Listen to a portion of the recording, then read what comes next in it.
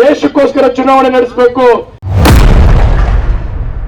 ದೇಶದ ಭದ್ರತೆಗೋಸ್ಕರ ಚುನಾವಣೆ ನಡೆಸಬೇಕು. ಇಲ್ಲಿ ಚುನಾವಣೆ ನಡೀತಾ ಇರೋದು ಧರ್ಮದ ವರ್ಸಸ್ ಅಧರ್ಮದ ಚುನಾವಣೆ. ದಬ್ಬಾಳಿಕೆ ಮಾಡಂತ ಕೆಲಸನ ಸಾರ್ವಜನಿಕರಿಗೆ ಮಾಡಂತ ನಿಟ್ಟಲ್ಲಿ ಮಾಡ್ತಿದ್ದಾರೆ. ಇವತ್ತು ಶಿವಲಿಂಗೇಗೌಡರು ಒಂದು ಮಾತು ಹೇಳ್ತಿದ್ದಾರೆ. ಏನ್ ಹೇಳ್ತಿದ್ದಾರೆ ಅಂದ್ರೆ, ನಿನ್ನೋಡೇನು ಮತ ಹಾಕ್ಲಿಲ್ಲ, ನಾನ್ ದುಡ್ಡು ಹಾಕಿದ್ಕೆ ಮತ ಹಾಕಿದ್ರು ಅನ್ನೋ ಒಂದು ಭಾವನೆಯಲ್ಲಿ ಇವತ್ತು ಚರ್ಚೆ ಆಗಿ ಬೀದಿಲಿ ಇವತ್ತು ಆ ಚರ್ಚೆ ನಡೀತಾ ಇದೆ. ಅಂದ್ರೆ ಆ ದರ್ಪನ ಕರಗಿಸ್ಬೇಕೋ ಬೇಡವೋ? ಸಿಕ್ಕಿರಲ್ಲಿ 1,10,000 ಮತ ತಗೊಂತೀವಿ ಅಂತ ಮಾತಾಡ. ಈಗ ದೇಶದಲ್ಲಿ ನಡೆಯುತ್ತಿರುವುದು ಧರ್ಮದ ಮತ್ತು ಅಧರ್ಮದ ನಡುವೆ ನಡೆಯುತ್ತಿರುವ ಚುನಾವಣೆ. ನಾವು ನಿಮಗೆ ಮತ ಕೇಳಲು ನಿಮ್ಮ ಮನೆ ಬಾಗಿಲಿಗೆ ಬಂದಿದ್ದೇವೆ. ಆದರೆ ಜನರು ಕೆಲಸದ ಬಗ್ಗೆ ಹೇಳಲು ಹೋದರೆ ಶಾಸಕ ಶಿವಲಿಂಗೇಗೌಡರು ದುಡ್ಡು ಕೊಟ್ಟು ಗೆದ್ದಿದ್ದೇನೆ ಅಂತ ದರ್ಪದಿಂದ ಹೇಳ್ತಾರೆ ಅಂತ ಜನ ಬೀದಿಯಲ್ಲಿ ಚರ್ಚೆ ಮಾಡ್ತಾ ಇದ್ದಾರೆ. ಈ ದರ್ಪವನ್ನ ಕರಗಿಸಬೇಕಾದ್ರೆ ಈ ಚುನಾವಣೆಯಲ್ಲಿ ಅವರಿಗೆ ತಕ್ಕ ಪಾಠ ಕಲಿಸಬೇಕು. ದೇಶಕ್ಕೆ ಭದ್ರತೆ ಸಿಗಬೇಕು ಅಂದ್ರೆ ಮೋದಿಯವರು 3ನೇ ಬಾರಿಗೆ ಅಧಿಕಾರಕ್ಕೆ ಬರಬೇಕು. ಅದಕ್ಕಾಗಿ ನೀವೆಲ್ಲರೂ ಒಗ್ಗಟ್ಟಾಗಿ ದೇಶ ಕಟ್ಟುವ ಕೆಲಸ ಮಾಡಬೇಕು. ಇನ್ನು ಎಷ್ಟು ದಿನ ಬಿಜೆಪಿ ಕಾರ್ಯಕರ್ತರು ಕಮಲದ ಚಿಹ್ನೆಗೆ ಮತ ಹಾಕುತ್ತಿದ್ರು. ಆದರೆ ಈ ಸಾರಿ ತೆನೆ ಹೊತ್ತ ಮಹಿಳೆ ಹೆಸರೇ ಕಮಲ.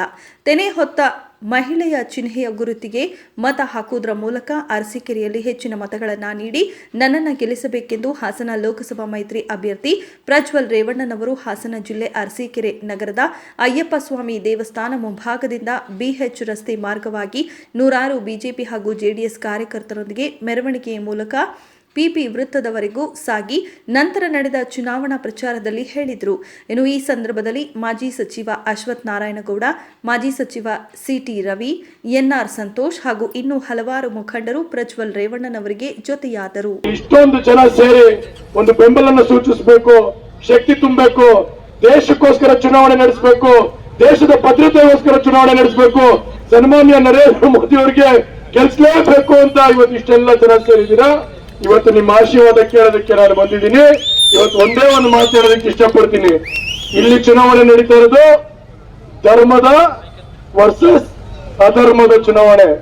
ಯಾಕೆ ಅಂದ್ರೆ ಇವತ್ತು ನಾವು ಯಾಕೆ ಮಾತಾಡ್ತಾ ಇದೀವಿ ಅಂದ್ರೆ, ಇವತ್ತು ಸ್ವಾಭಿಮಾನಿಗಳು ಜನ ನಾವುಗಳು ಬಂದು ನಿಮ್ಮ ಹತ್ರ ಮತ ಯಾಚನೆ ಮಾಡೋ ಕೆಲಸನ ಮಾಡ್ತಾ ಇದೀವಿ.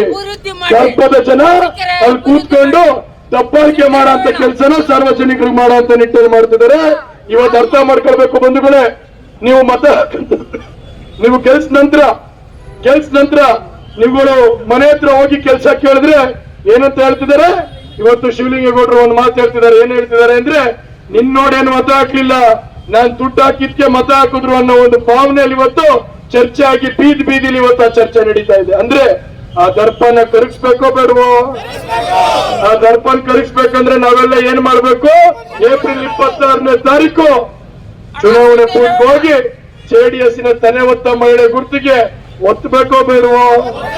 ಹಾಗಾಗಿ ನೀವೆಲ್ಲ ತೀರ್ಮಾನ ಮಾಡ್ಬೇಕು. ಈ ಸರಿ ಜೆಡಿಎಸ್ ಮತ್ತೆ ಬಿಜೆಪಿಯ ಎಲ್ಲಾ ಕಾರ್ಯಕರ್ತರು ಒಗ್ಗಟ್ಟಿನಿಂದ ಯಾವುದೇ ಸಣ್ಣ ಭೇದ ಭಾವಗಳಿದ್ರು ಸೈಡ್ ಪಕ್ಕಕ್ಕಿಟ್ಟಿ ದೇಶ ಮುಖ್ಯ, ದೇಶದ ಭದ್ರತೆ ಮುಖ್ಯ, ನಮ್ಮ ಸನ್ಮಾನ್ಯ ನರೇಂದ್ರ ಮೋದಿ ಅವರು ಮುಖ್ಯ ಅಂತ ಭಾವಿಸಿ ಇವತ್ತು ಚುನಾವಣೆ ನಡೆಸುವಂತ ಕೆಲಸನ ಮಾಡಬೇಕು. ಹಾಗಾಗಿ ನಮ್ಮ ಬಿಜೆಪಿ ನನ್ನ ಸ್ನೇಹಿತರುಗಳಿಗೂ ಕೇಳ್ಕೊತೀನಿ, ಇವತ್ತು ನಮ್ಮ ಚಿಹ್ನೆ ಗುರುತು ಯಾವುದು? ತೆನೆ ಹೊತ್ತ ಮಹಿಳೆ. ಒಂದ್ ಸ್ವಲ್ಪ ನಮ್ಮ ಅಶ್ವಥ್ ನಾರಾಯಣವರು ಹೇಳ್ಕೊಟ್ಟಿದ್ದಾರೆ ಇದನ್ನ ನಮಗೆ.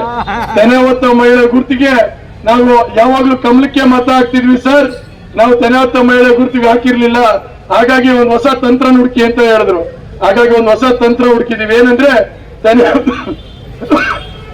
ಹೊತ್ತ ಮಹಿಳೆಗೆ ಏನಾರು ಹೆಸರಿಟ್ಟಿದ್ವಾ? ಈಗ 3-4 ದಿನದಿಂದ ಒಂದು ನಾಮಕರಣ ಮಾಡಿದೀವಿ. ತೆನೆ ಹೊತ್ತ ಮಹಿಳೆ ಹೆಸರೇನೆ ಕಮಲ ಅಂತ.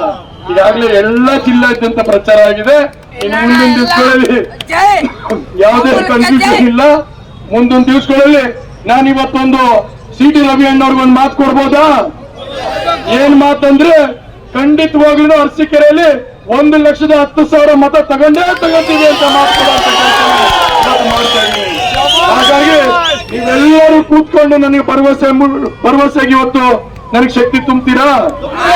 ಹಾಗಾಗಿ ನಾವೆಲ್ಲ ಹಳ್ಳಿ ರೈತರುಗಳೇನೆ, ನಾವು ಹೊಲದಲ್ಲಿ ಇವತ್ತು ಕಾಂಗ್ರೆಸ್ ಗಿಡ ಬೆಳೆದಿದ್ರೆ ಏನ್ ಮಾಡ್ತೀವಿ?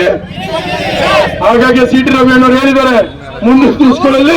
28 ಜಿಲ್ಲೆಯಲ್ಲೂ ಕೂಡ ನಾವು ಕಾಂಗ್ರೆಸ್ ಗಿಡನ ಕಿತ್ತಾಕುವಂತ ಕೆಲಸನ ಮಾಡಿ ಆಶಾಕೀನವಾಗಿರುವಂತ ಸರ್ಕಾರ ನರೇಂದ್ರ ಮೋದಿ ಅವರ ಸರ್ಕಾರ ಬರಬೇಕು ಅಂತ ಹೇಳಿ ನಾವೆಲ್ಲ ತೀರ್ಮಾನ ಮಾಡಬೇಕು. ನೀನ್ ಮಾಡ್ಬೇಕು, ನೀನು